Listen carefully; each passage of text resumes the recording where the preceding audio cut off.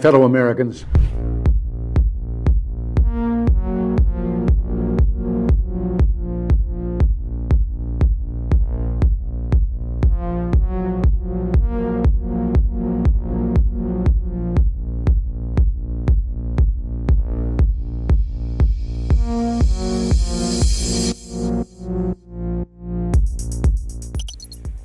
Whatever our hopes may be for the future, for reducing this threat or living with it, there is no escaping either the gravity or the totality of its challenge to our survival and to our security. A challenge that confronts us in unaccustomed ways in every sphere of human activity. This deadly challenge imposes upon our society two requirements of direct concern, both to the press and to the President. Two requirements that may seem almost contradictory in tone, but which must be reconciled and fulfilled if we are to meet this national peril. I refer first to the need for far greater public information, and second, to the need for far greater official secrecy. The very word secrecy is repugnant in a free and open society, and we are, as a people, inherently and historically opposed to secret societies, to secret oaths, and to secret proceedings. We decided long ago that the dangers of excessive and unwarranted concealment of pertinent facts far outweighed the dangers which are cited to justify it. Even today, there is little value in opposing the threat of a closed society by imitating its arbitrary restrictions. Even today, there is little value in ensuring the survival of our nation if our traditions do not survive with it. And there is very grave danger that an announced need for increased security will be seized upon by those anxious to expand its meaning to the very limits of official censorship and concealment. That I do not intend to permit to the extent that it's in my control. And no official of my administration, whether his rank is high or low, civilian or military, should interpret my words here tonight as an excuse to censor the news, to stifle dissent, to cover up our mistakes, or to withhold from the press and the public the facts they deserve to know.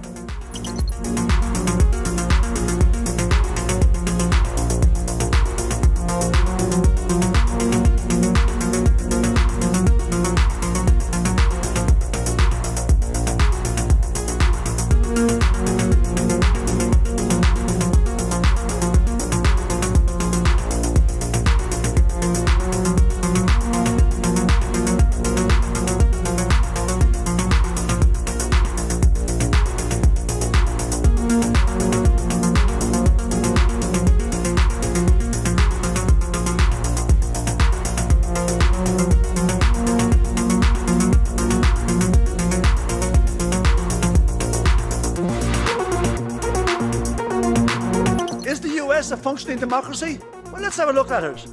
It costs $2 billion to become president. They have 25% of the total prisoners in the world. They spend over $800 billion a year on arms, which is more than most of the world put together. They've been at war for 250 years since their state was formed 275 years ago. But they can't afford universal health care. They can't afford the $1.7 trillion debt forgiveness for students. They can't afford a programme for the 17 million children that go to bed hungry. Is this a functioning democracy? What's your idea of a democracy?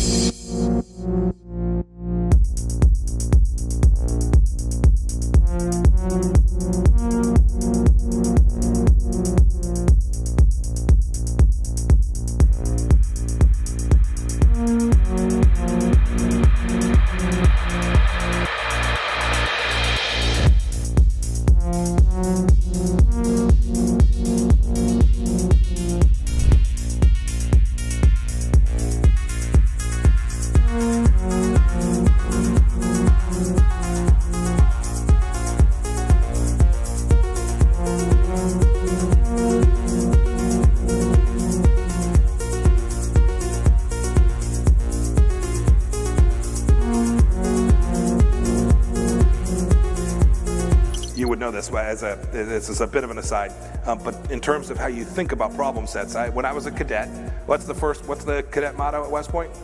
You will not lie, cheat, or steal, or tolerate those who do. I was the CI director. We lied, we cheated, we stole.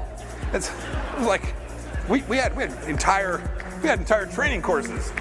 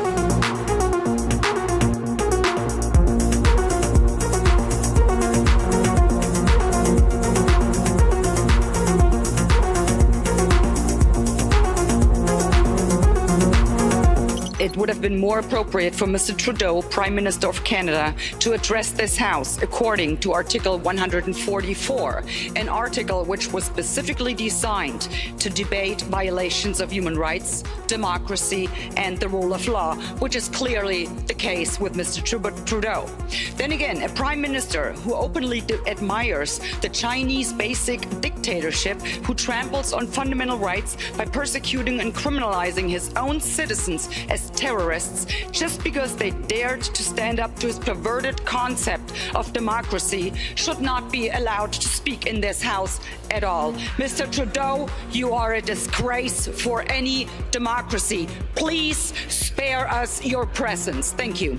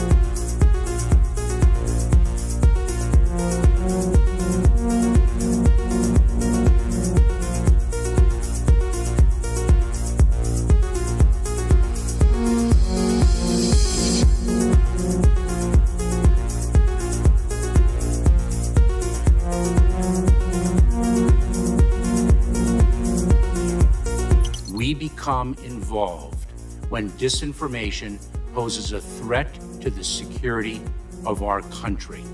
It is when there's a connectivity to a threat to our country. It could be a threat, a connectivity to violence. And what this working group does, is precisely what I would think you would want it to do, which is to take a look at the work, the disinformation work that our department has done and ask the following questions. Do we have policies? Do we have guardrails? Do we have standards? But here's the problem. We can't even agree. We can't even agree what disinformation is. You can't even agree that it was disinformation, that the Russians fed information to the Steele dossier. If you can't agree to that, how are we ever going to come to an agreement on what is disinformation so you can police it on social media? Senator, I have 2 points, if I may finish. Number one, that what this office, what this working group does, because it's not an office, what this working group does is ensure that there are guardrails, definitions, standards to make sure that the free speech rights, the civil rights, civil liberties, and privacy rights of individuals. So do you think COVID disinformation threatens our national security? And number two, if I may, Senator, and number two, is it your proposition that when the cartels spread disinformation with respect to our immigration policies to try to lure vulnerable migrants to our border illegally? I think you've got no idea what disinformation is, and I don't think the government's capable of it. Do you know who the greatest propagator of disinformation in the history of the world is? The U.S. government. Are you familiar with McNamara, the Pentagon Papers? Are you familiar with George W. Bush and the weapons of mass destruction? Are you familiar with Iran-Contra? I mean, think of all the debates and disputes we've had over the last 50 years in our country. We work them out by debating them. We don't work them out by the government being the arbiter. I don't want you to guardrails. I want you to have nothing to do with speech. You think we can't determine, speech by traffickers is disinformation? You think the American people are so stupid they need you to tell them what the truth is? You can't even admit what the truth is with the Steele dossier. I don't trust government to figure out what the truth is. Government is largely disseminating disinformation.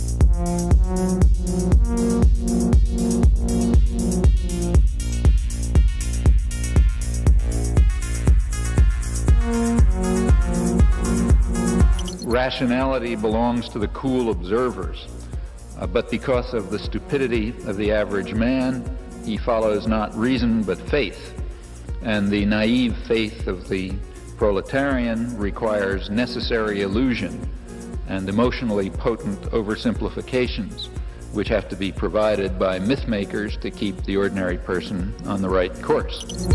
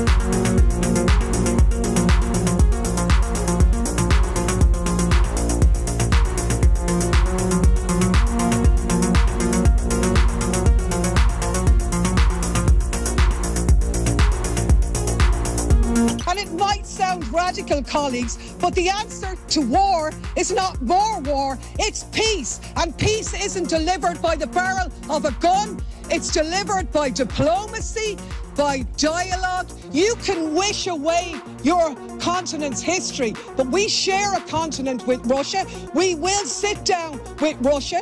There will be a negotiated peace, and this organisation should be promoting it earlier rather than delaying it and making sure that more Ukrainians die. Your feigning of sympathy rings hollow. It makes me sick, to be honest with you.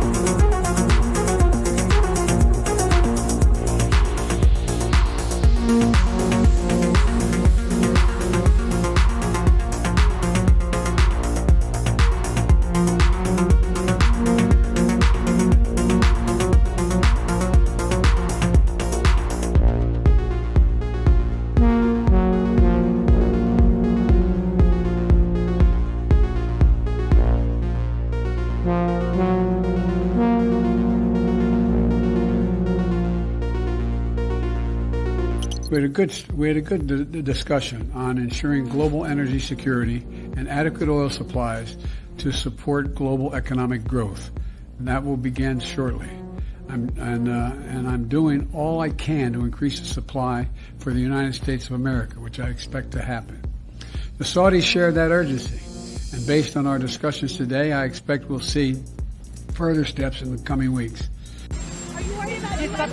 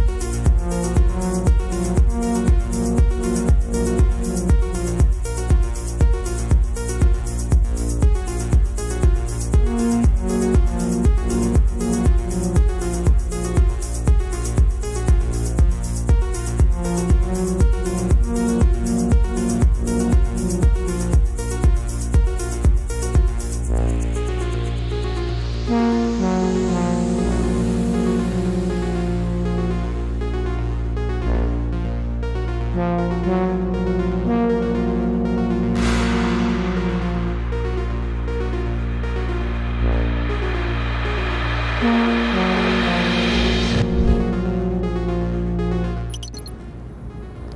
one of the four principal functions of the CIA is to gather intelligence and ideally forward it to the president, the users of information, the policymakers, as they say. There are other functions, however, some of them more legitimate than others. One is to run secret wars, the covert action that's written and talked about so much, like what's happening in Nicaragua today from Honduras. Another thing is to disseminate propaganda to influence people's minds. And this is a major function of the CIA. And unfortunately, of course, it overlaps into the gathering of information. You have contact with a journalist, you will give him true stories, you'll get information from him, you'll also give him false stories. For example, in my war, the Angola war that I helped to manage, 1/3 of my staff was propaganda. Ironically, it's called covert action inside the CIA. Outside, that means the violent part. I had propagandists all over the world, principally in London, Kinshasa, and Zambia. We would take stories which we would write and put them in the Zambia Time, and then pull them out and send them to a journalist on our payroll in Europe. But his cover story, you see, would be that he'd gotten them from his stringer in Lusaka, who had gotten them from the Zambia Time. We had the complicity of the government of Zambia, Kenneth Kaunda, if you will, to put these false stories into his newspapers. But after that point, the journalists, Reuters and AFP, the management was not witting of it. Now, our contact man in Europe was, and we pumped just dozens of stories about Cuban atrocities, Cuban rapists.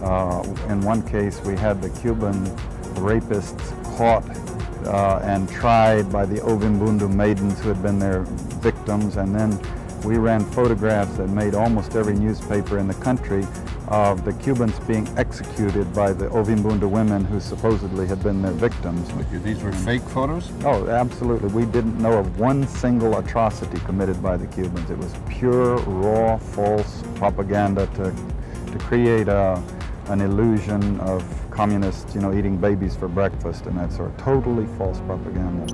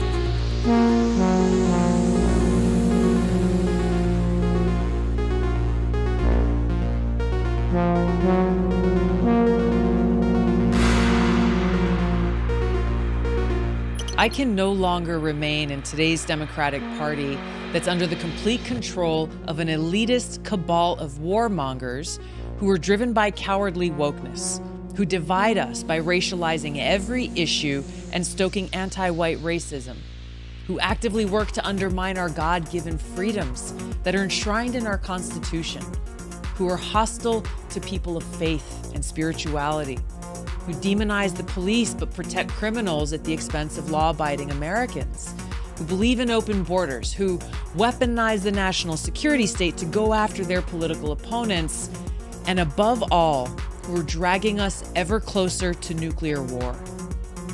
Now, I believe in a government that's of the people, by the people, and for the people. Unfortunately, today's Democratic Party does not. Instead, it stands for a government that is of, by, and for the powerful elite. Now, I'm calling on my fellow common sense, independent-minded Democrats to join me in leaving the Democratic Party. If you can no longer stomach the direction that the so-called woke Democratic Party ideologues are taking our country, then I invite you to join me.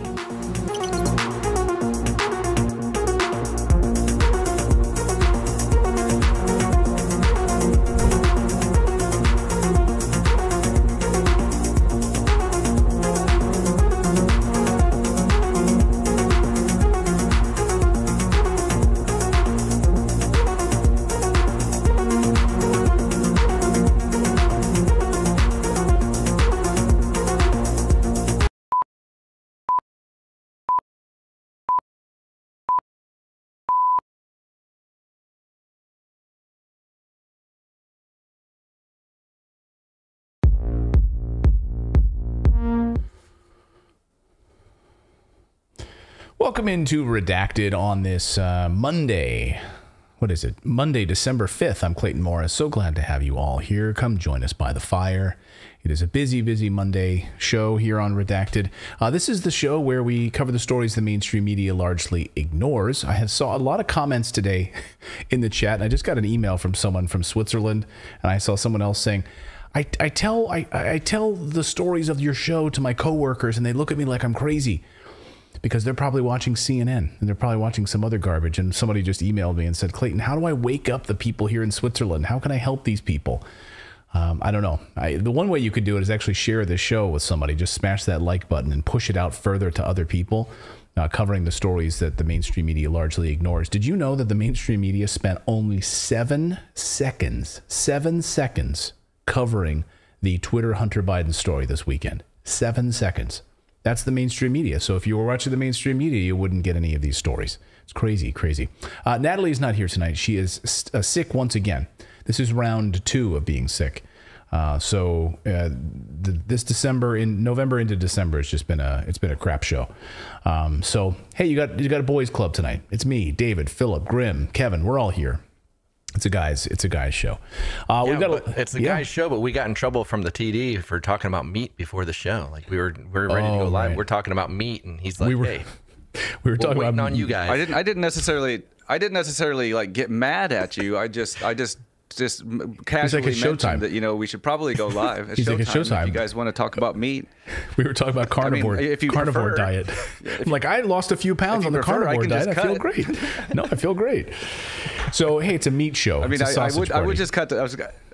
I would just cut to live and not tell you, but then knowing you two, there's no telling where you'd go with that conversation. And That's right. It might just go like cut live, and 5 seconds later, where you got a 2-week vacation. That's right. I know it's better if we hide the salami before the show. Yes. All right. So we've got a busy show on this Monday. Among the stories we're going to cover tonight, let me get on the old spectacles because we got a busy show. We're going to talk about these new lockdowns coming. They've already rolled out in a number of different cities around the world, but the new test bed program for the new I've been telling you this, guys. I've been telling you this was coming. Hand to the heavens, how many times have I mentioned get ready for climate lockdowns. It was already written out in the World Economic Forum's literature. This is their plan. They've already rolled it out in a couple of other cities, and it's coming now. We're going to tell you where and how it's going to unfold. They're giving us the exact details of it, and this was voted on. And if you live in these areas, get ready. You're not going to be able to drive your cars. You'll be fined if you leave this zone for more than the designated number of times that you're allowed to leave these zones. This is amazing. So we'll talk about that on the show. We're also going to talk about the Dutch farmers, which is another big part of the World Economic Forum, for crying out loud, taking away farms because they don't want you to eat meat. They want to consolidate this land, and they want to create more city centers. And so 3,000 farms being seized as we speak in the Netherlands. Ralph Scholhammer, had a chance to speak with him. He's going to be joining us to tell us the very latest on this story. It's really, really troubling. We're also going to look at a lot of the new details emerging on this Twitter story, the Twitter files. We've got really some breaking news on how the Twitter executives were working with the FBI for years in meetings and lied about it. And now we know because we have their FEC filings. So we're going to go through that. We're also going to look at this story over the weekend that emerged from Twitter, this idea that now more hate speech is suddenly popping up on the platform, to which Elon Musk responded, false, untrue. So we'll go through that. We're also going to then do a Rumble exclusive and pop over to Rumble. So make sure you have your Rumble account set up, because we've got a story we simply can't cover here on YouTube. And it has to do with where in the world is the CEO of Pfizer now that the heat is being turned up on mRNA vaccines. And he's got some splaining to do, but we can't really find him, and he's not talking to journalists. So all of that and more on this Monday as we get prepared to get uncomfortable. Welcome to the rebellion. Redacted starts right now.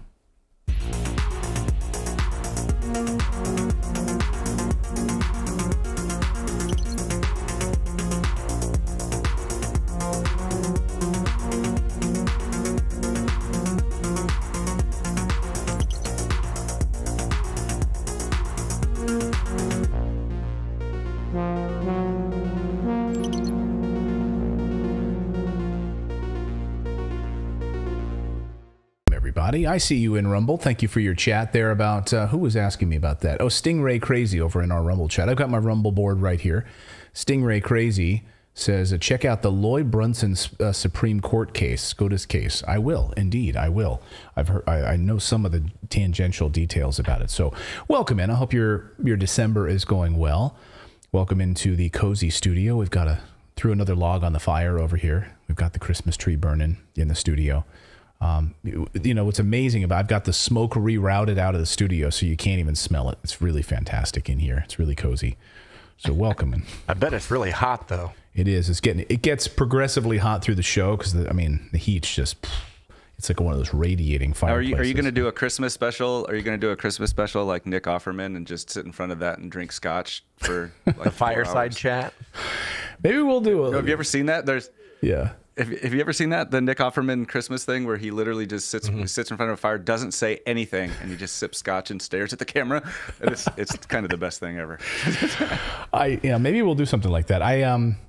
You know what I love? I love, like, on Thanksgiving they do the Mystery Science Theater Turkey Day Marathon. Mystery Science Theater, one of the greatest shows ever. Notice my Mystery Science Theater 3000 box sets back here. But maybe on Christmas we'll do something. I don't know. Maybe we'll gather up after we have a big Christmas dinner, and we'll come up and do a live fun show and just kind of hang out with everyone. We'll see. We'll see how we feel. We'll see how much scotch I've had. We'll see how much wine I've had. We'll see about it all. Hey, we have a daily newsletter. We hope you subscribe because it's free and it's great.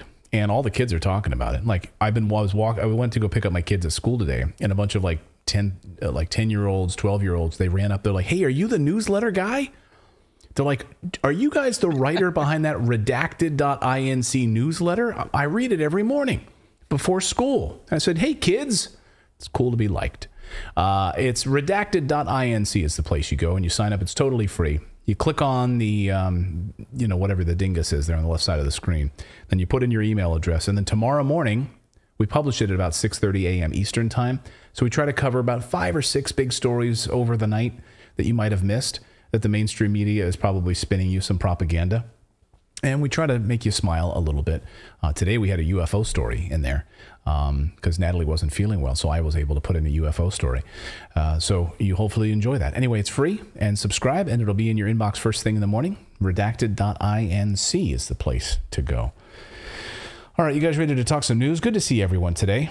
I did mention two bit of housekeeping pieces here. I like to remind you, how many of you guys are new? If you're new, please say hello. We do this show live every day at 4 p.m. Eastern time. And I should point out that we do a 30-minute countdown timer at the beginning of the show. The reason we do this 30-minute countdown timer is because we're live, and it takes Rumble and YouTube their sweet time to send out alerts and notifications. And so sometimes 15, even 20 minutes. So it used to be that we would go live and start the show right away, and so many people would complain because they wouldn't get the alerts, and they'd say, I missed the first 15 minutes of the show. So anyway, 30 minutes before our live time, we start a countdown timer. But if you're watching the replay later, we have chapter markers, so you can literally skip to the part where it says show open. It's very, very easy. So don't yell at us about the show open. It's right there. It's for our live audience, and then you can always skip it later if you watch it later. And as I pointed out, please check out our Rumble channel, because we're going to be going there for a Rumble exclusive later, because we cannot cover the story here on YouTube. We will be block banned and kicked off, which we have been now 4 times. So it's not fun. So just go to rumble.com/redacted and please sign up there and join our Rumble community. They are all about free speech, no censorship. All right. You guys ready? You guys got your meat?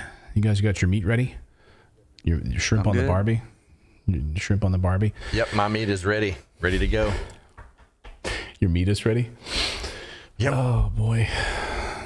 Man.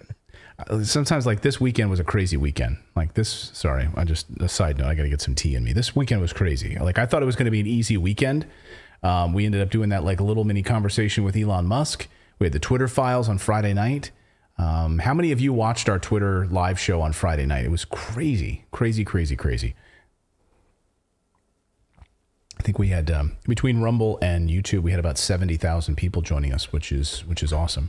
Yeah. Yeah, that was crazy and fun. That was a lot of fun. We enjoyed the whole team enjoyed that. We literally got a stream ready to go in about 8 minutes. Yeah, it was great. It was really great. And I love breaking news so much. I've been a news anchor for 20 years. I love breaking news because you go into it knowing a little bit, and you would have producers talking in your ear, hey, we have the president on the phone. We're going to go live to the president now. We have we have the head of the NTSB on this, we're going to talk to him now or whatever. And so I just love the fluidity of it. And to me, it's just the immediacy of it is intense. So it gets my adrenaline pumping. So, all right, let's start the show. This is going to get my adrenaline pumping tonight because the new lockdowns are coming. Forget COVID lockdowns. Those are so last year. Get ready for climate lockdowns. But, we'll probably have a mixture of both of them, because they want you to stay healthy and get vaccinated, but they also don't want you to leave your house, and they want you to give up your cars. So we've been warning you about these for months on this show. These unelected globalists are trying to put in a system in place for climate lockdowns in urban areas. Now, this is why they don't want you moving to the suburbs. It's convenient, isn't it? They really don't want you moving to the suburbs. And they don't want you to have a garden. You have to register your gardens. They don't want you buying those gas-guzzling cars. So they really want you in urban areas, and they want to take away your cars. They've said this publicly. And it's not a conspiracy theory. It's on their freaking website, and it's already happening. So if you've got friends that say, hey, Janice, you're a crazy nut for watching that Redacted and spewing these conspiracy theorists, just why don't you go to the World Economic Forum's website and hand it right to that guy's face. And show them, here it is, right here. And then why don't you also point out the cities where this is already happening? You could show them that. And then that person might say to you, Janice, okay, maybe you're not as crazy as I thought, but I'm going to go get some lunch now. Stop walking around and showing me websites. So it's not a conspiracy theory. It's written right out and published on their site. And it's already happening. We're going to show you the latest plan for this city planning in just a minute. But first, we got our first taste of these climate lockdowns already. And one that stood out to me particularly was this summer. It didn't get a lot of attention. And it was in France. Now, I don't know how many of you remember this, but I do. And there was a lot of interesting pieces about this because it was basically like, hey, these are the things you are allowed to do during a heat wave, and these are the things you're not allowed to do. You are not allowed to go to this place, this place, this place, this place. But you are allowed to go over here because we've somehow designated that you're allowed to go. Here's the BBC story from that summer. Europe heat wave, outdoor events banned in parts of France. And I'll just read through some of the pieces of it. Here's a quote. Concerts and large public gatherings have been called off in and around the Gridiron department in Bordeaux. On Thursday, parts of France hit 40 degrees Celsius earlier in the year than ever before, with temperatures expected to peak on Saturday. Scientists say periods of intense heat are becoming more frequent and longer lasting as a result of global warming. So as an example of the media lies, the article claims, quote, temperatures could hit 39 degrees Celsius in Paris, and droughts have also raised the risk of wildfires, forecasters said. And a woman, I love that they quote this woman here, Jacqueline Bernard. I'm 86 years old. I was born here, but I think this is the worst heat wave I've ever seen, she says Jacqueline. Wow, that's some journalism. They found an 86-year-old woman and asked her, have you ever seen anything like this before? That's some great journalism right there. 86-year-old Jacqueline says that this is the worst heat wave I've ever seen. So an old lady's opinion is included in this news piece. Well, Jacqueline, I know you're older and God bless you. Do you remember 19 years ago? In 2003 in France? Were you living there then? Because it was way worse 19 years ago. The heat wave in 2003, in fact, was actually hotter than this summer's heat wave. Back in 2003, heat wave that killed 11,000 people in France. It rose to 40 degrees Celsius, 104 degrees Fahrenheit. Yeah, these things happen all sporadically. You're going to have a heat wave here, you're going to have a heat wave there, but there's a thing that we have now, thanks to fossil fuels. It's called air conditioning. And we're able to mitigate heat wave disasters. Now, most people don't die from heat, they die from cold. More people die from cold than ever do from heat. When it gets a little cold, you might think, well, it's pretty easy. I can flip on some heaters. There's a lot of people for whom don't have access to heat because we've taken it away from them. We've told them in third world countries now that, hey, you guys can't use coal. You guys can't use the very things that we used to industrialize. So we had our 100 years in Britain and the United States where it was fine for us to use coal to keep the lights on and to stay warm, but you're not allowed to. You have to skip right from using dung. You have to skip from that right to solar panels. Nothing in between. That's where we're at right now. That's what these globalists are doing to a lot of the people throughout Africa. So now this morning we got word that England is setting up new lockdown policies, new lockdown plans for climate change, and it's going to break cities in designated, it's going to basically break cities up into designated lockdown zones. Are you in one of these zones? You might be. The goal is to take away your car and force you to stay put. And if this sounds familiar, it's because it's right out of the World Economic Forum's playbook. It's called a 15-minute city. Here's the BBC to explain it.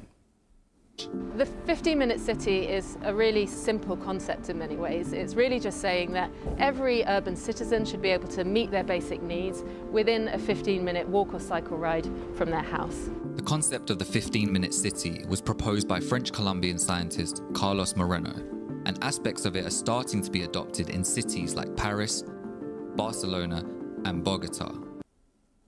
So it's already rolling out. And now here's the World Economic Forum in their own words on their website. This is the surprising stickiness of the 15-minute city. It says, in the World Economic Forum's own words, the rearrangement of cities is absolutely about climate change, reads the website. As climate change and global conflict cause shocks and even stresses at faster intervals and increasing severity, the 15-minute city will become even more critical. And the solution was the pandemic. They really say this right here on the website. The solution was the pandemic.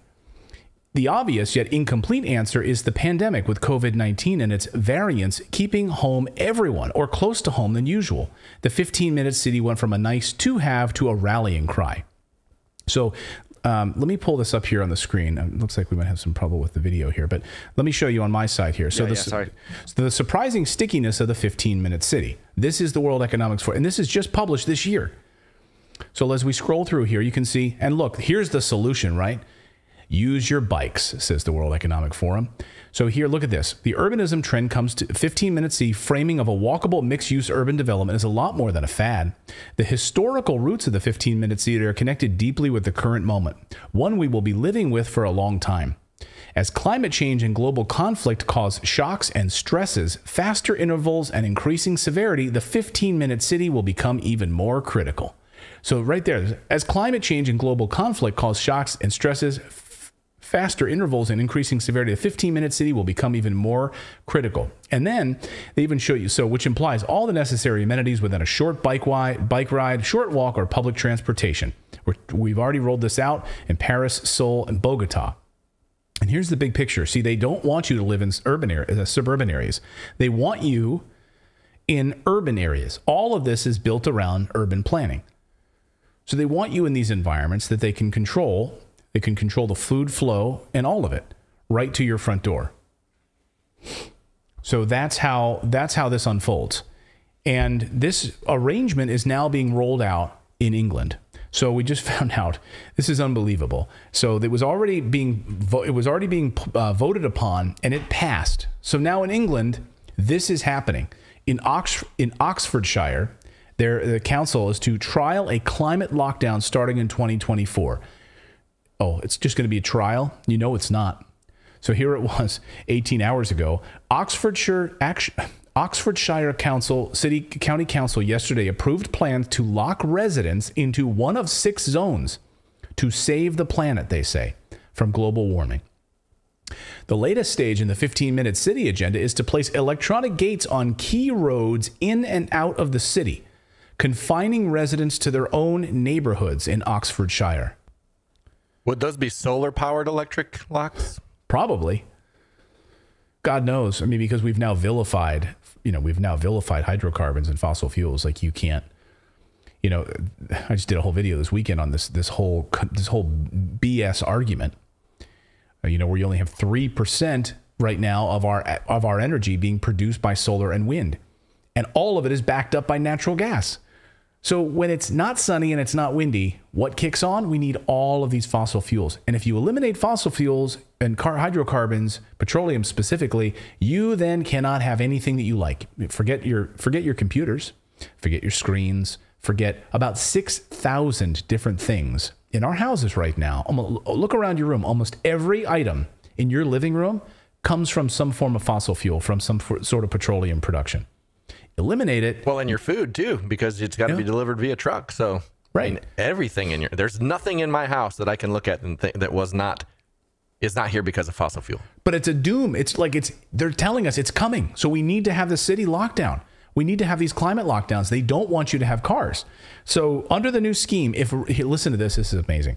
If residents want to leave their zone in Oxfordshire, they will need permission from the city council, who gets to decide who is worthy of freedom and who isn't. Like, look at Oxfordshire. Like, well, I just want to take a drive. I want to take a drive in the countryside, and I want to go visit grandma who lives, 60 kilometers away. Screw you. Literally. You are not allowed. It has to be a letter written in calligraphy, or like what? Like, is this letter? Is it a phone call? Like, can you send them an email? Like, I don't know. I mean, under the new scheme, what is the process? Like, you have to basically go to the city council and get approval to leave the zone. You're only allowed to leave a certain number of days per year. That's like, Mom, can I go outside? No, it's too hot outside. Oh man, play in your room. I mean, like the heat wave thing. Like, aren't we adults enough to know? Like, if it's so freaking hot, I'm not going to go see. You know what? I'm not going to go to the Yanni concert if it's so freaking hot. You know what I mean? Like, and if Yanni's playing in a building where there's AC, I should be able to get in my car with AC, drive to the building with AC, and have a perfectly fine evening without permission. Exactly, because of fossil fuels, because of air conditioning, right? If there's a summer outdoor concert series and Mel Torme is playing, I can say, you know what, I'm skipping this one. I'm skipping from seeing the Velvet Fog because it's just too damn hot out. I'm an adult. I can make that decision. Yeah, and chances are they cancel the concert anyway. So you'd be like, you didn't need their permission because now you're not going to go because it's been canceled because it was the smart thing to do. Yeah. You get Tony Bennett out there in 104 degrees, the guy's going to drop over dead. Like, you know, Tony Bennett's going to cancel the concert. Like, we are adults. Obviously, we don't need government. Tony Bennett. That's true. I've seen plays in Vegas. Now, come on. I think he played his last concert recently. But anyway, so yeah, you're not allowed to you have to get approval to travel more than a certain number of designated times per year. Again, we talk about carbon footprint tracking. We talk about tracking everything you do. This is what it is. In order to gain this, every resident will have to register their car details with the city council, who will then track their movements via smart cameras around the city. This is the dream for these guys. Every resident will be required to register their car with the county council, who will then monitor how many times they leave their district. This sounds like Hunger Games, via a number plate recognition system. So they just voted on this, guys. Like, this is already happening. Now, I know it's a like small... the aliens in District 9. Right. Now, I know this sounds small, like this is one city. It doesn't matter. It starts this way. Well, that's what they do. They do these little drops and like, let's test this in this small area where we know that, it's these feeble people. They're not really going to do much. Let's see how it flies. Let's get it organized, and then it'll spread. And that's like, people are always like, oh, it's only starting there. I don't need to worry about it. It's not going to come to the big city. But that's when you need to worry, when you see it happening in these smaller areas. Right. And someone in our Rumble chat, who was it, just said in Rumble, Save Rari says Agenda 21 in 1992. Yeah, mega cities, right? This is the idea. Mega cities, we will control your movements. We will have total control of it, and we will then be able to control your food production. We'll get the cars off the roads. We don't want you driving these cars at all anyway. And you will all own a bike, and you'll walk to wherever you need to walk. So this is madness. This is madness. James Woodhoyson warned about us of this in Spiked in October. In late October, James writes, "The madness of the 15-minute city. The green agenda is taking inspiration from the illiberal days of lockdown," he writes. To this end, Oxfordshire Council, which is run by the Labour and Liberal Democrats and the Green Party, wants to divide the city of Oxford into 6 15-minute districts. In these districts, it is said most household essentials will be accessible by a quarter of an hour walk or ride by bike. So residents will have no need for a car. On the surface, these 15-minute neighborhoods might sound pleasant and convenient, but there's a coercive edge. The council plans to cut car use and traffic congestion by placing strict rules on car journeys. Residents will have to register their cars with the city council, and they will be tracked to count their journeys through the key gateways in and out. It's a social credit scheme, James writes, that starts with your car and works like an anti-frequent flyer points. The less you drive, the less you travel, the better and higher your score. They don't want you visiting anything. They don't want you going anywhere. Under the new proposals, if any of Oxford's 150,000 residents drive outside of their designated district more than 100 days a year, he or she could be fined £70 each time that happens. It's fucking crazy, guys. They should cordon off the grocery stores too, based on your social credit score, so that like, no, you've got a social credit score of 200 or less. This is the only aisle you can shop from. You're getting canned SpaghettiOs. I know, and I know it sounds crazy. If you want fresh meat, yeah, no, you're right. Yeah. You're only allowed a certain number of meat credits, guys. This is where this is going. This is not conspiratorial shit. This is they've written it out. They're executing on it. They've already run pilot programs that they're running in Paris, Bogota, Houston. Like, this is happening. And it's they paint it as like a dream. You don't need to go anywhere. You can just walk everywhere. And look, I like the idea of like urban, like walking in a city, but I also don't want to stay there forever. I'd like to go visit my mom, who lives, a couple hours away. I want to go visit friends. I want to go upstate and visit. I want to maybe commute from work. I want to live in the city and commute outside of the city. What about the people that want to commute for work? Have that choice, have that liberty. No, sorry. Under this plan, you won't. And what about people who can't walk 15 minutes to the grocery store, who they just don't have the capacity? I mean, I think you guys are, all a bunch of wimps. The Amish do it. The Amish live this way, I mean, they don't go further than unless they hire somebody to drive them to Pennsylvania to see their family. They stay within, how far a horse can travel. So they want you to be Amish. Such a big deal. They want us to be Amish. That would be actually no, they don't, because they don't want us to farm. No, actually, yeah, they don't. Yeah, they don't want you to farm, and collect rainwater, stuff like that. Like, yeah, that's true. Yeah, because they want to vaccinate I think I'm gonna become Amish. I just got to cut this off, and I'm Amish. And get a horse, and buggy. So these are these are. I'd love to hear your thoughts on this in the comments. Unbelievable. We got more news to get to here on this Monday, and I'm going to be watching these climate lockdowns. When people say, "Oh, you're crazy for this," no, it's happening. It's happening in Australia as well. And I'm telling you, during these heat waves, it'd be nice though during when it's freezing out and people can't turn the heat up because of your crazy Russian sanctions right now, that there was some sort of a policy that helped those people, but instead those people will just freeze. They don't have anything. So it's we're concerned about people during heat waves though. We really are about heat waves because it feeds into our climate, our climate war, global warming narrative that it's all hotter. But as I showed you, it's not. And the heat waves are no more frequent now than ever before. So we have fossil fuels that protect us. We have air conditioning. We have things that protect us from flooding. So screw you guys. screw these globalists and what they plan for us. All right, we've got more news. We're going to talk about these Dutch farmers because it's a battle against them as well to take away 3,000 farms right now. And what the Dutch government is doing, it starts here, which is really one of the bread baskets of the world in the Netherlands. And these farmers don't have enough time, they don't have enough money, and they're being forced to give up these farms to meet these really ridiculous, stringent nitrogen rules. And the same thing is happening in Germany now, where they haven't stolen the farms yet, but they've put in these ridiculous nitrogen placements without much warning at all for the farmers in Germany. How many people are watching us from Germany tonight? The same thing is happening there now.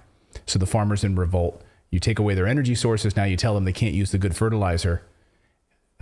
It's unbelievable what these guys are doing. It's all, and I say this is a man-made crisis. It absolutely is. So we're going to talk about that. And Ralph Scholhammer is going to join us to break that story down. He's an academic researcher, a brilliant mind on this subject. So we'll be excited to have Ralph here. We're also going to look at the latest on Twitter. And where the hell is the Pfizer CEO? Now that this Died Suddenly documentary is out, and he's not answering questions. Remember, he skipped out on that EU meeting and he sent one of his lackeys to speak on his behalf. And now he's banning people from, like, he will not interact with you. You cannot read his replies on Twitter. He's only doing events and social engagements that involve people that, like, Pfizer pays. So no interviews with actual journalists. And now the lawsuits are coming. So that's going to be a Rumble exclusive. We'll be there in a second. But first, I want to tell you about our friends over at Indeed. Because when you're hiring for your business right now, there's usually a choice, hire fast or hire well. But what if you want to do both? Then you need Indeed. Indeed is the hiring platform that you can attract, interview, and hire all in one place. My mom uses Indeed at her business. My sister-in-law uses Indeed. My father-in-law uses Indeed to hire at his company.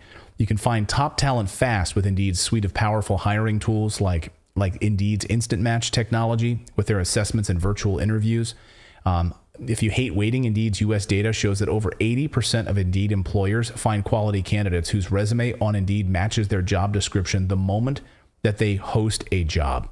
I just love how it's so easy to put out make a post and find and attract the right candidates for the position. You don't have to screen through all kinds of different stuff. No, they come to you and you're able to go through and find the right ones that make sense. And they also have this like grading assessment plan, which is really, really great. 135 graded assessment tests they can take from cooking to coding. So if the candidate says they're good at using Excel spreadsheets, are they? Well, here's the test. Let us see. Very, very easy to do. Join over 3 million businesses using Indeed to hire talent fast. Indeed knows when you're growing your own business, you have to make every dollar count. That's why Indeed, you only pay for quality applications that match your must-have job requirements. Need to hire? You need Indeed. Visit Indeed.com/redacted to start hiring now. Just go to Indeed.com/redacted. Remember, that's Indeed.com/redacted. Terms and conditions apply. Well, we've been watching this globalist attack on our food supply, on our farmers, and our way of life. And this weekend, massive protests all over Europe against sanctions in Russia. And then, of course, the big story in the Netherlands. Over 3,000 farms basically being shut down, taken over because of EU nitrogen regulations, driving these farmers out of business and destroying their way of life. Massive protests and all of this. And a person who's been watching the story very closely is our friend, academic researcher Ralph Scholhammer, who joins us back here again on the show. Ralph, great to see you. I mean, first, just your reaction, seeing all of these farmers standing up to the police, being dragged away, being thrown in black vans by the police. This is happening in a Western democracy? Well, the only good news I can tell so far is this. I looked at the most recent polls out of the Netherlands, and it seems that voters tend to be more and more sympathetic towards the farmer citizens movement, which is kind of the political arm of the Dutch farmers, and also Geert Wilders' Party for Freedom. So when there will be, and hopefully sooner rather than later, new elections in the Netherlands, I hope that the sympathy that is currently there will also then translate into a success at the voting booth, because you're absolutely right. I mean, it is absurd. I mean, we watch currently European leaders at least sometimes speak out against what's going on in China's zero COVID policy, but we do exactly the same just in another area, right? Whether it's truckers in Canada or farmers in the Netherlands, looks almost like we take the playbook from the Chinese and we are like shocked when they do it, but we have no problems doing it ourselves. So I think it's really time to take a look into the mirror and do something against this. I don't know if these globalists realize, I mean, they are destroying our way of life. And when you have no food, this is a staple. This isn't like we're talking about you're just kicking back and you're taking away someone's PlayStation. You're literally taking away the staples. You're taking away food. You're taking away energy. This is when we see us a return to the dark ages. And I don't mean to be alarmist about it. There's no putting this genie back in the bottle, because you can't just rewild, a hillside and decide that, oh, there's going to be food supplies. You're going to turn this back into a forest and it's going to be fine. And people could just go out and find berries and pick lettuce. You can't do that. The cultivated farms, thanks to fossil fuels and thanks to our energy structure, have given us this way of life. And this could really, really set us back decades. No, I think you're right. And I think you hit the nail on the head. We have to call this what it is. This is a war against the pillars of civilization in many ways, right? Whether it's in the realm of energy against fossil fuels and against nuclear, or whether it's against nitrogen and then by extension against synthetic fertilizers, which are of course crucial to feed not just people in Europe, but to feed people around the world. I mean, we all saw and remember what happened in Sri Lanka. So this is, and you mentioned the Middle Ages. I don't think you're that far off. We very often tend to look at these movements in a way like as neo-Marxists or something, but I think they're much more like a neo-Puritan movement, where the idea is what you said the PlayStation. Don't worry, they're going to come for your PlayStation too. But where really the idea is, right, that we need to cleanse ourselves of the past, like the society needs to shed itself of the luxuries of the past in order to become born again. And you see this also in the way they talk, whether it's at the WF and all these institutions. There is this significant religious undertone. And I think this is really how we have to tackle this problem. This is not about the environment. It's not about the climate. It's about the kind of quasi-religious reawakening that uses the matter of climate, that uses the matter of the environment as their, kind of symbols of religious sentiment. But it really is not that different. I think you're absolutely right about this. I think it's not about the climate, because if you read Alex Epstein's book, if you read Michael Schellenberger's work, if you read Bjorn Lundberg's work, if you study what you talk about and write about, it's not about the environment. So then what is this? What is the agenda then for these globalists if it's not about actually CO2 reduction? It's something much bigger then. No, I think it really is this idea. I mean, Klaus Schwab, his book is literally called The Great Reset, right? And the question is, so what is that reset supposed to be about? And they do talk about this, like a new age of humanity. We're going to usher into a new period. It's exactly how, the reformists, the Puritans, how religious kind of millennial movements are talking, right? That something new must come. And in order to get there, we have to destroy all the old. So it doesn't matter if it's nitrogen. It doesn't matter if it's nuclear. It doesn't matter whatever solution we would come up with, they would reject the solution because there's almost a desire to bring on, if you want, the end times. I mean, there is a very popular book currently in Germany written by by a journalist, and it's very high up in the bestseller list at the moment, that make the argument we need to degrow back to the 1970s. So kind of living standards in the 1970s were good enough. Based on what she's actually proposing, we're going to end up in the 1870s, but that's where the journey is supposed to be going. And the most important thing is always keep in mind, it's going to be you and me who are going to be thrown back into the 1970s. It's not going to be Klaus Schwab and those others, right? Because they, of course, since they are the let's say, the high priests of this new movement, they then have certain privileges that others don't have, right? Because they still have to travel, right? They still have, they need to have access to, all kinds of technology and energy because they are so important in this new movement. But everybody else, of course, has to cut back. So these nitrogen standards in the Netherlands are ridiculous.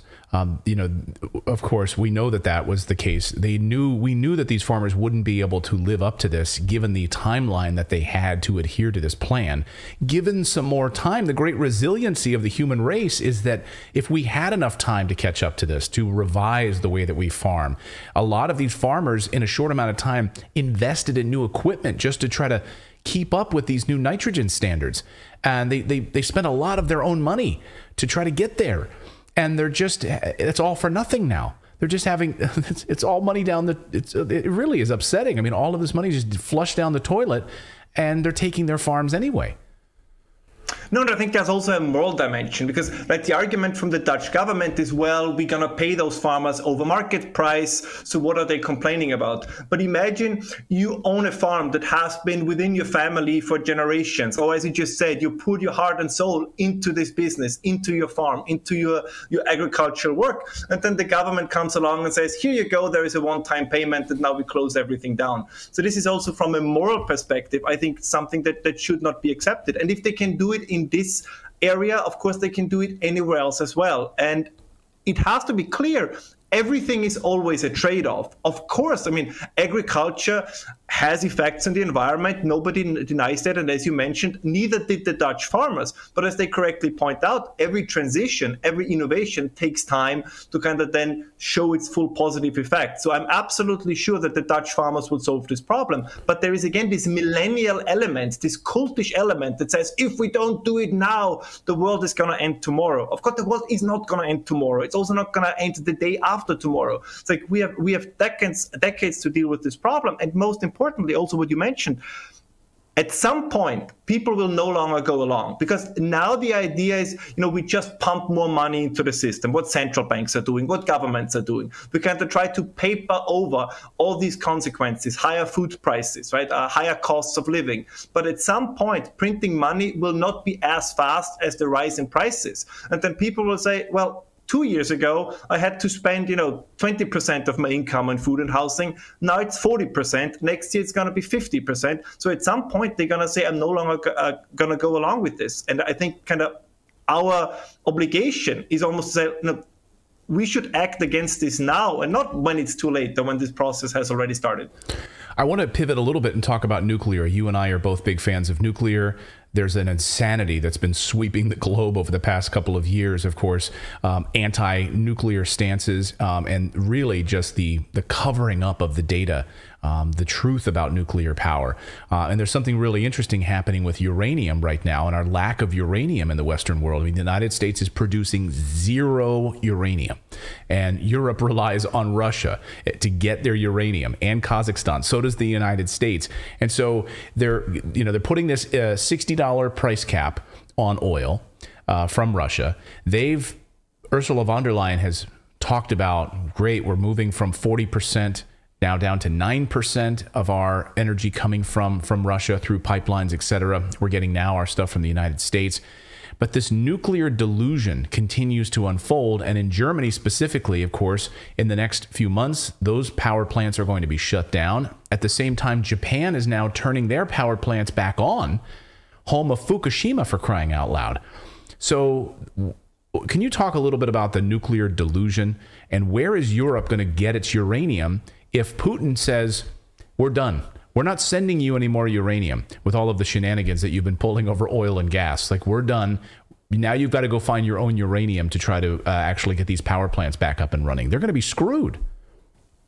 Yeah, I mean, a couple of points, because you called it, I think, justifiably the nuclear delusion. And to give you one example, the European Union is currently planning to fine the French 500 million euros because they didn't build enough renewables. But we're talking about the same France that has significantly reduced emissions via electricity production because they have so much nuclear. But the EU doesn't care that emissions are low. They just look at how many renewables did they build. So even if we would build nuclear and get emissions down, they still wouldn't be satisfied. So it's the same story with the farmers in the Netherlands, just in the area of nuclear.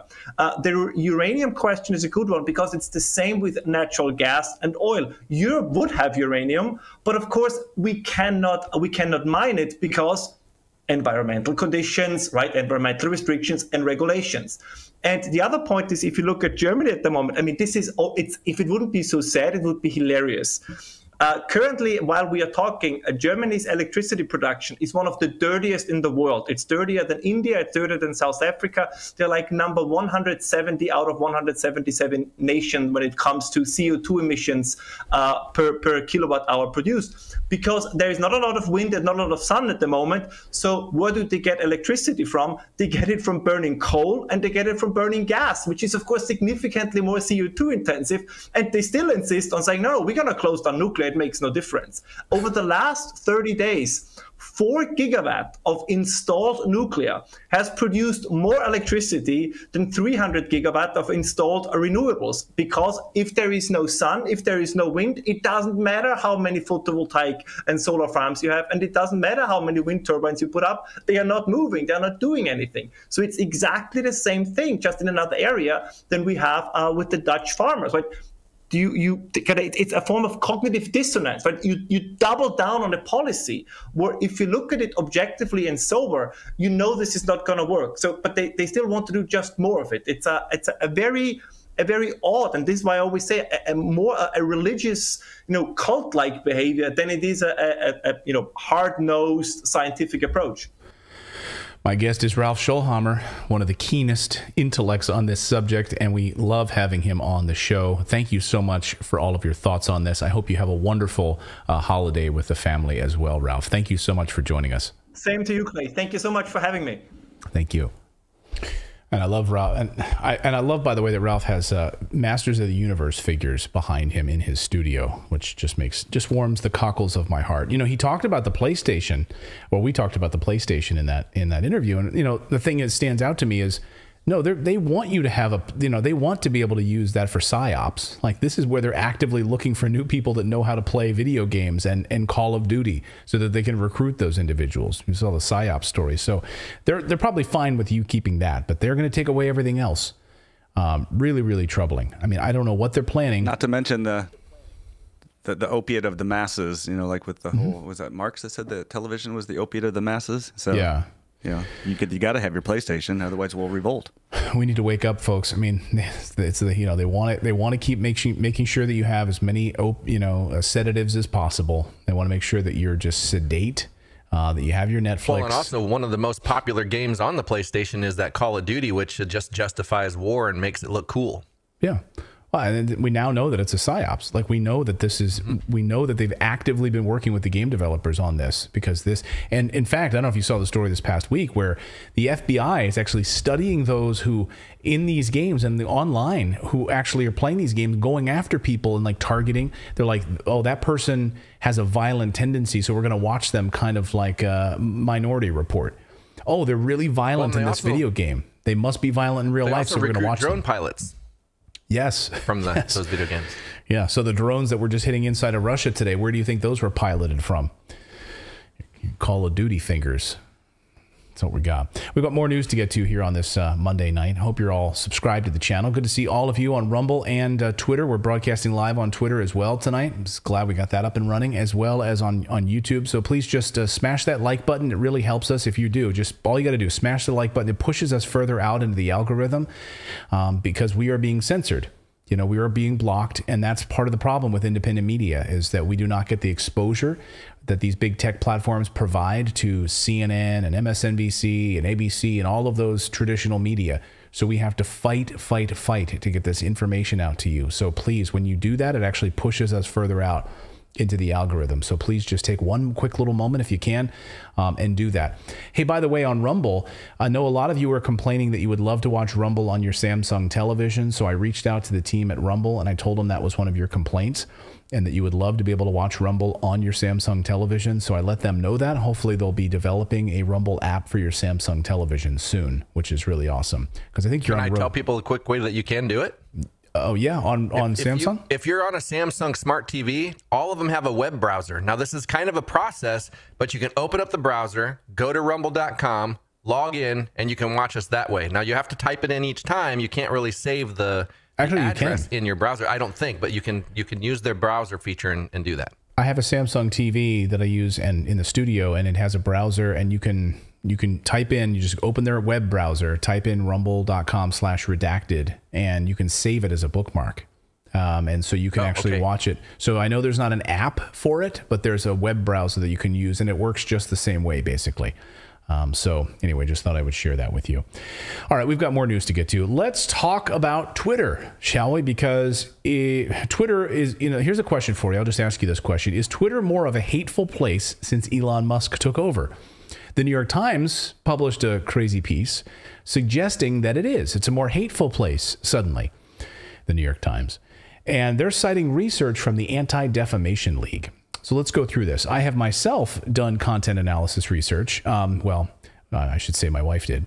Natalie did content analysis research in graduate school and has a lot of questions about this story as we were collaborating on this today. So the story was shared far and wide by leftists and liberals, and we were struck by the alignment of these two groups in this research. They are not supposed to be the same. Leftists are supposed to stand for freedom of thoughts and words. Leftists want to remove freedoms in pursuit of the greater good. So you would think that on the subject of Twitter censorship, liberals would not be aligned with the left on this. But that is not our observation in this story. In fact, the observation is in the New York Times piece that it was used as a big fat "I told you so."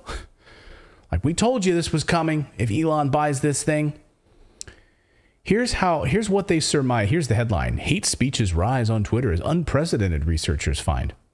Here's what they surmised from this data. So let me pull this up from the New York Times. These changes are alarming, they write. Researchers said, adding that they've never seen such a sharp increase in hate speech, problematic content, and formerly banned accounts in such a short period of time on mainstream social media platform. Quote, Elon Musk sent up the bat signal to every kind of racist, misogynist, and homophobe that Twitter was open for business, said Imran Ahmed, the chief executive of the Center for Countering Digital Hate. They've reacted accordingly.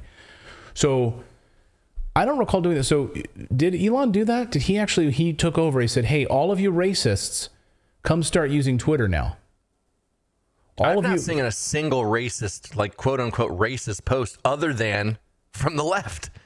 I haven't seen it. I'd like to know where this is. And I know that there was, was there like a troll army that just jumped in to kind of like to do this? You know, there was a lot of trolls that jumped in initially. But let's look at the data. So the Anti-Defamation League says that the anti-Semitic posts are at an all-time high. Here's the data that they present. The number of anti-Jewish tweets in the representative subset.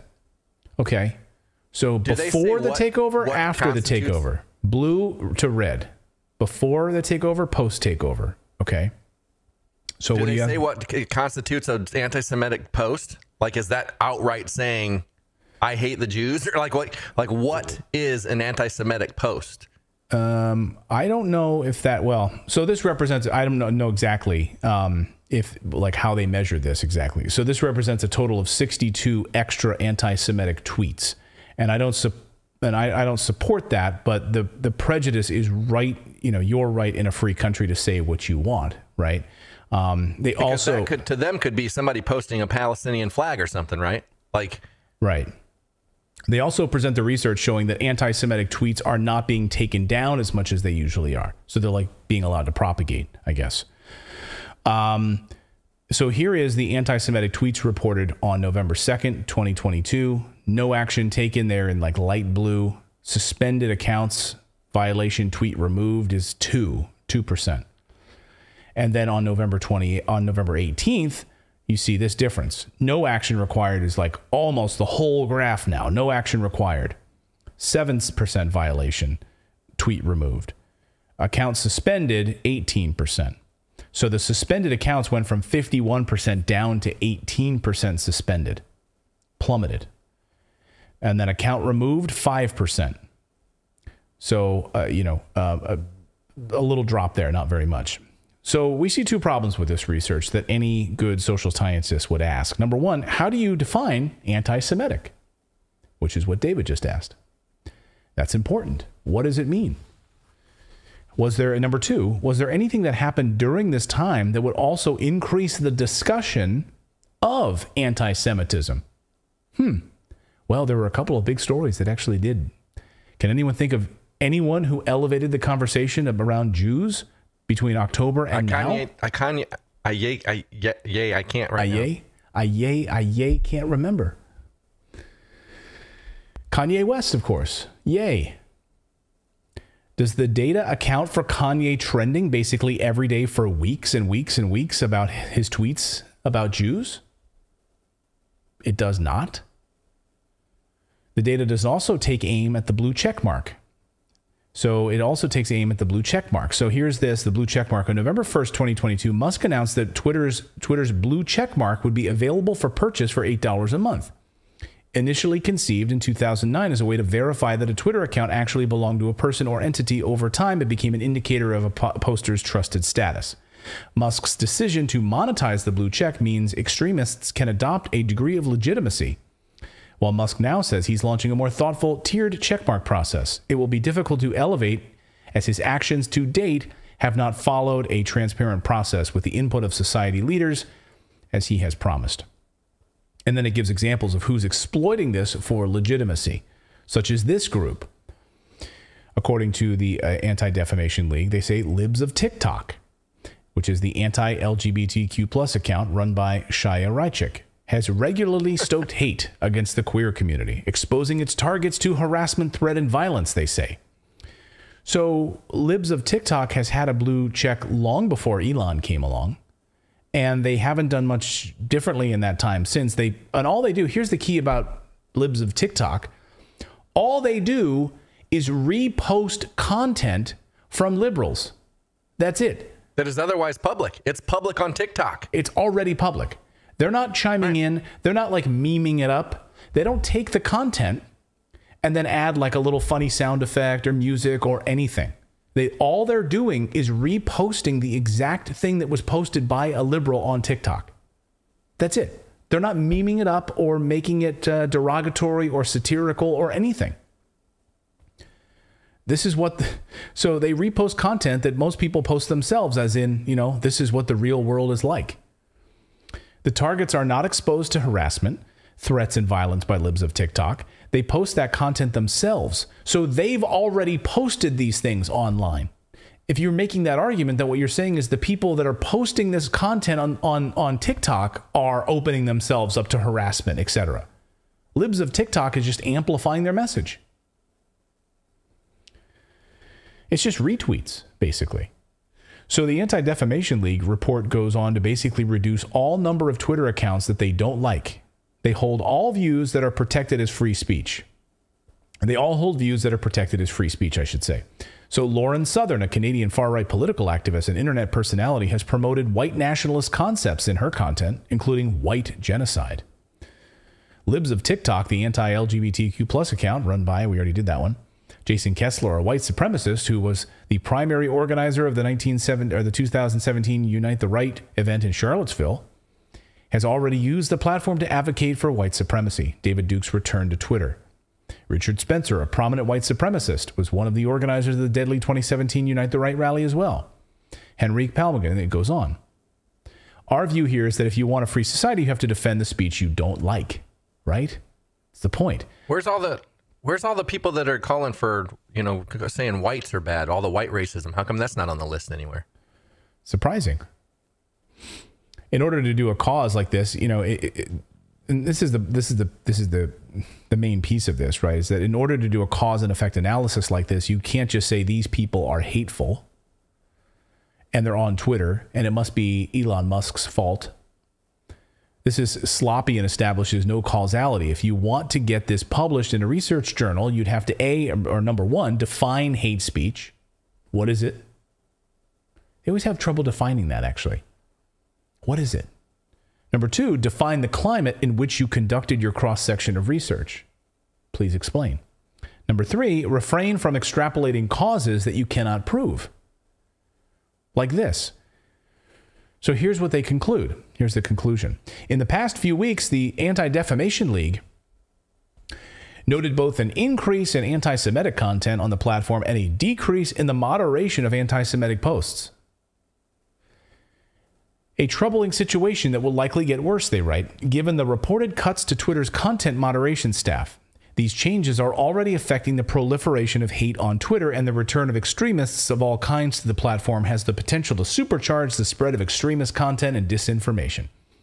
They may also lead to increased harassment of users, it says. Well, that's a big cause and effect that leftists have not been able to prove so far. So again, where's the proof of this?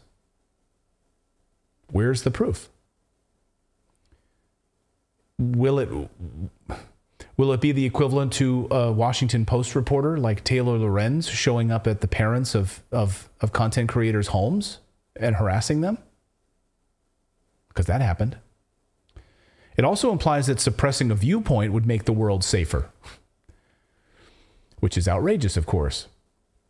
We pointed you to this research last week showing you that content actually harms children, like child exploitation, has actually plummeted since Elon Musk added extra tools to report it.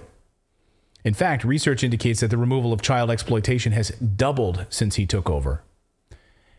And here, according to the Daily Wire, zero tolerance suspension rate nearly doubles for Twitter accounts exploiting child sexual abuse material. And on a Twitter Spaces call this weekend, Elon called out and said thanks to Eliza Blue for her work in bringing the attention of child exploitation to Twitter. And she tweeted over the weekend, because of his work in exposing these accounts and deleting tens of thousands of child exploitation accounts, she basically said, my work here is done on Twitter. Like, we've done our job now on Twitter. I'm going after other areas to bring attention to. Mind you, that she had been doing for a long time before Elon took over, and they didn't do anything about it. Not only didn't they do anything about it, they had to wait until the Department of Homeland Security got involved before Twitter would even take down accounts that were exploiting children. So thanks, New York Times, for your piece. So think of the juxtaposition here. This is, where is the Anti-Defamation League on this research at all? Think of the juxtaposition here. The people who want you to hate Twitter for allowing the platform to hurt feelings are utterly silent, totally silent, on celebrating advancements that reduce hurt to children. So I was listening to one of my tech podcasts that I like to listen to. And I'm just so stunned about my old tech friends in the tech press. I cannot get over it. Like hearing them like lambast. Elon has plenty of faults. It's not about what I'm looking at is like, what has been the result? Has Twitter changed like in our experience? Like overall, like has it gotten slower? No, it's gotten faster. I'm now able to report child endangerment posts and have content taken down that hurts children. And we're now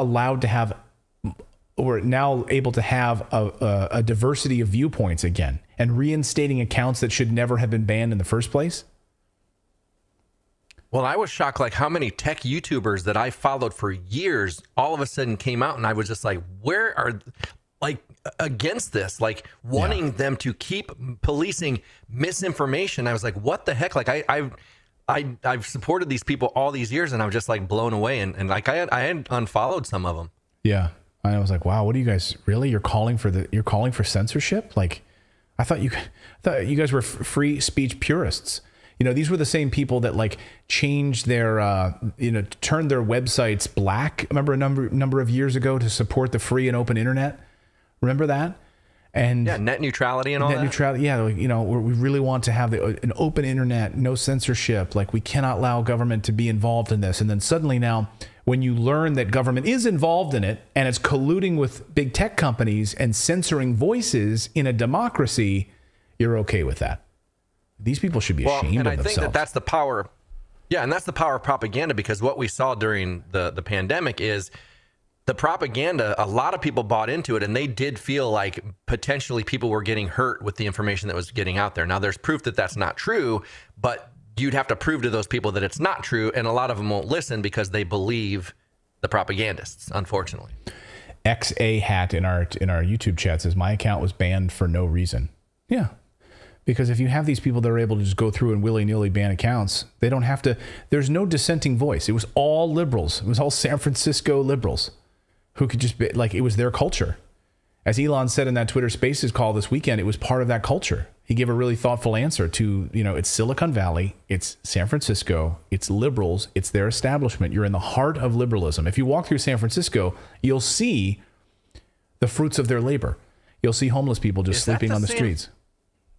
Isn't that the same city that just made it legal to use robots to go after people? Like, yes, yeah, yeah. This is the robot, the robots that can go after people and fire. Defund the police with firearms. Yeah, we won't have police, but we'll use robots to go attack you. And you can walk over hypodermic needles right on the street while you're taking your kids to school in downtown San Francisco. So this is their utopia. And I would assume these robots have all gone through mental health training, right? To how to deal with mental health crises and stuff. You know what's sad is that, like, if you like call attention to the very things that they purport to be in favor of, like if I were just to start like a Twitter account that's just called Walking Through the Streets of San Francisco, right? Where it's just me walking through the streets of San Francisco and showing how disgusting it is now. Like, they would hate me for that. But I'm doing nothing else than just showing you like a window into their world. But no, that's amplifying hate. I'm somehow now I'm hateful because I'm showing homeless people shooting up heroin on the streets while my kids go to school. Like, that's hateful, and you're a racist. You'd be right winger, right? A right wing. You're racist. How dare you show those people there? We've made a great place for them on the street to just go to the bathroom right there on the street and shoot up hypodermic needles, like right there. Love to hear your thoughts on this in the comments below. Please do. We're about to go to Rumble exclusive here in the next few minutes. I want to do this other Twitter story, and then we will move directly over to Rumble exclusively. So please make sure you're following us over on Rumble. Go to rumble.com/redacted. The reason we're going to move over there is because there's a story we're about to do on Pfizer that we absolutely cannot do on this on YouTube. So we've got about 16,000 on YouTube in the chat. I have the link pinned. So if you look at the top of the chat, the link to Rumble is pinned right there at the top. Okay. So we'll do that in a few minutes. I'll give you the warning. Don't worry, everyone. I'll let you know when we're doing that. We've got another story here I want to cover on Twitter, and we can do that here, and then we'll move over. So just wait a second. But we've got about 16,000 of you over on Rumble already. So great to see everyone over there. But first, I want to tell you about our friends at Bank on Yourself, because here's the thing. We've been brainwashed into believing that the only way you can grow your money for retirement is to risk it in the stock market with one of those garbage 401k plans. Do you know that the 401k, by the way, this is something I've been talking about for years. The 401k plan was never meant to stand on its own. The 401k plan was meant to work in tandem with pension plans in the creation of the 401k plan. It was never meant to be on its own. And now, because all pension plans have pretty much dried up and dissolved and have gone bankrupt, now the 401k plan is supposed to be the holy grail, but it's garbage. You cannot survive with your family on a 401k plan after retirement. That's totally the wrong way of thinking about this. And, if you want to reach your financial goals and dreams without taking unnecessary risks, you can do that. If you really want control of your retirement money, and you've got a 401k or you've got an IRA or a similar retirement plan, the government controls that. And they decide how much money you can borrow, when you must pay it back, and you'll owe taxes and you'll owe penalties for taking money out, or if you wait too long to do it, even though it's your money. It's ridiculous.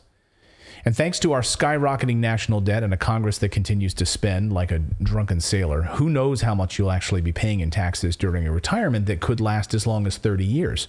So if you're thinking, you know, the average 401k at retirement is $70,000.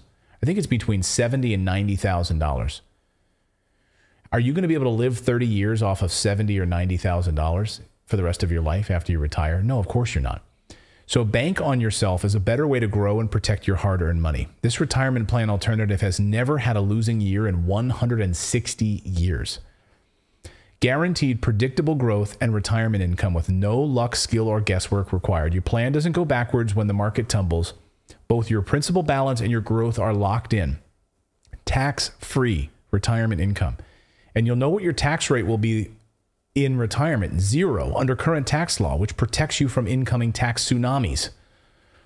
You're in control. You get access to your money for any purpose with no questions asked and without government penalties or restrictions on how much you can take out or when you can take it. Try doing that with a 401k or an IRA. You can't. This is this famous strategy for businesses like McDonald's, used when no banker would lend them a dime.